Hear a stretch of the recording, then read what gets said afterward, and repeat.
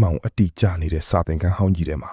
မိန်းကလေးတယောက်ဖုံးမီနဲ့ဟိုးထီထူးရင်ကြောက်ကြောက်လန့်လန့်နဲ့လှည့်ပတ်ရှာဖွေနေပါတယ်။ယူတီရဲ့သူ့ဖုံးမီကစပွဲတစ်လုံးအောက်ကအဝတ်အထုပ်တစ်ခုပေါ်ရောက်သွားချင်မှတော့အဲ့ဒီအထုပ်ဟာယူတီရဲ့လှုပ်ရှားလာပြီ။သူ့လက်နဲ့အသာလေးဖွင့်ကြည့်လိုက်တော့အထဲမှာပုတ်ပွားနေတဲ့လူခေါင်းတစ်လုံးကိုတွေ့လိုက်ရချင်မှတော့သူ့မတစ်ခုလုံးကြက်သီးမွှင်းကြီးနဲ့ထားသွားခဲ့ရပါတယ်။ဒီမြင်ကွင်းကြောင့်ကြောက်လန့်တုန်လှုပ်နေတဲ့မိန်းကလေးကကြမ်းပြင်းပေါ်ဒူးဆောက်ထုတ်ထိုင်ချလိုက်ပြီ။အဲ့ဒီခေါင်းကိုအသာအရပွေ့ဖက်ရင်ငိုကြွေးနေပါတယ်။သူမကဘာမှမဖြစ်တော့ဘူးနော်လို့ခတ်တူတူရေးရွေးနေခဲ့တယ်။ခေါင်းကိုပွေ့ဖက်တိုင်းသူမက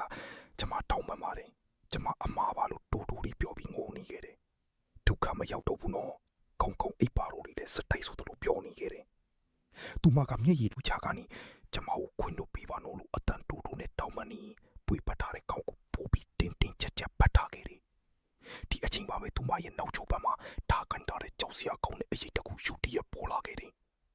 သူမကတော့အတိတ်ကအမှားတွေအတွက်နာကျင်စွာငိုကြွေးနေရတာကြောင့်ဒီအန်ဒီရဲ့ကိုလုံးဝမသိပါဘူး။ကြုံမဖွဲကောင်းတဲ့အရေးကြီးကဓာကိုမြောက်ပြီးသူမခုတ်ချမဲ့အချိန်မှာ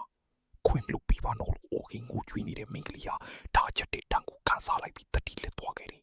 ။ဒါပေမဲ့ပြန်နိုးလာချိန်မှာတော့သူမကတယောက်တည်းထူထောက်ထိုင်နေပြီးအဲ့ဒီခေါက်ကိုပွေ့ပတ်ထားစေပါပဲ။အဲ့ဒီကြောက်စရာကောင်းတဲ့အရေးကြီးကဘေးရောက်သွားပြီလေ။ဒါမှမဟုတ်အားလုံးကသူမရဲ့စိတ်အာရုံတွေဖြစ်နေတာလား။အပြင်ကိုရောက်လာတဲ့မိန်းကလေးကတစ်ပင်ကြီးတစ်ပင်အောင်မှာမြေကြီးကိုတူပြီးအဝတ်နဲ့ထုတ်ထားတဲ့ခေါင်းကိုအသာအရာမြုပ်နှံပြီးနေပါတယ်။ပြီးတော့အမွှေးတိုင်းတိုင်းထုံပြီးမြေကြီးပေါ်စိုက်ခ